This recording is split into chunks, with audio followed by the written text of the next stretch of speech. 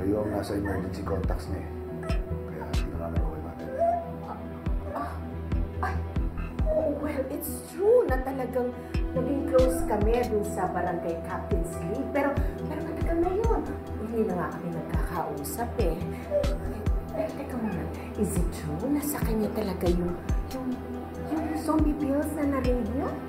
Dinideny ng mga assistants niya. Pero there's no way of confirming sa ngayon. Pwedeng totoo. Pero pwede namang pinlanta na. Ibig sabihin mo, Nini, pogi points na naman tayo sa press, Acosta. You mean ang importante, marami tayong naligtas dun sa zombie pills para wala mapahamak na tao. Tama po ba nga? Potato.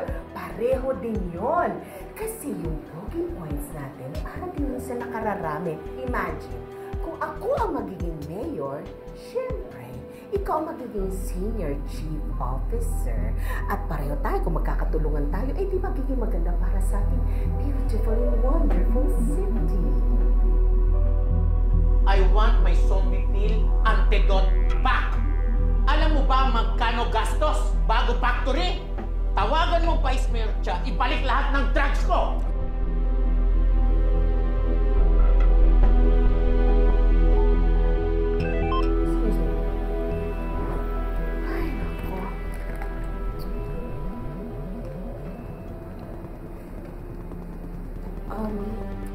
By the way, Acosta, pwede ba yung mga zombie pills na nakuha mo, pwede bang ilipat dyan sa custody ng Vice Mayor's office?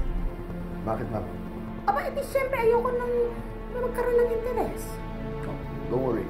Kahit meron ng interest yung mga tao, wala nang mangyayari. Kasalukuyan sinusunog na yung zombie pills.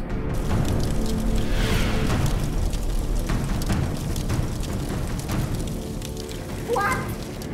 Bakit hindi ko alam yan? What's wrong, ma'am? Yun naman ang gusto natin, di ba? Yung wala nang makakuha ng zombie pills.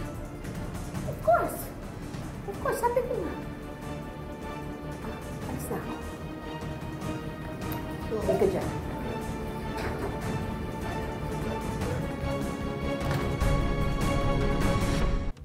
Ako bigay sa'yo Black Pearl Triad. Sabi mo, pulis mo, balik lahat drugs ko. As of the moment, hindi ko na pwedeng gawin yon. Kasi sinunog na ng magaling kong pulis ang drugs mo. Maggie, eto hindi pwede, Mayor. Tigas ulo eh. Please, Wilson, be reasonable. Iko-compromise mo pag-positionin siya. Alam mo, Mr. Wilson, ako saya, ikaw, bigay pangarap ko, Mayor. Pero you have to realize, ha? Hanggat hindi mo ako ginagawang Mayor, hindi mo ako hawak sa leeg para sundin ko lahat ng gusto mo. Vice Mayor, gamit mo pera ko, impluwensya ko, para ikaw panalo politika. Alam mo yon? Oo. Pero alam mo rin ba na kung hindi dahil sa aming mga politiko, hindi yayaman ang mga businessman na katulad mo, lalo na kung illegal ang negosyo mo.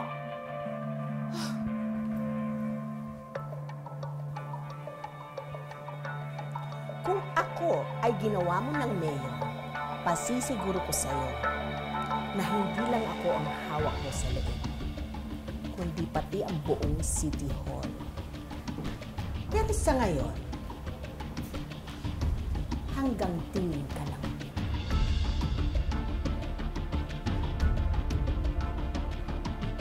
Maggie, mabuti pa, itong Vice Mayor mo, patay na. Wilson, please, calm down. Paano ang zombie pill ko? Paano factory ko? Paano yon? Come on, Wilson! Ano bang gusto mong mangyari? Maging zombie ang lahat ng tao sa Pilipinas? Ang problema mo kasi, wala kang mga anak, wala kang pamilya, walang mabibiktima dyan sa zombie pills mong yan. I'm a mom, and I have 2 sons, kaya pwede ba, Wilson, itigil mo na yung kalokohan mo? I know I have done many things in my life that are bad, but please, Wilson, yung drugs mong yan, I will not tolerate.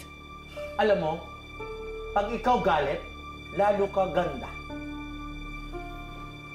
Anyway, madami pa ako iba negosyo. Kalimot na natin sa bit.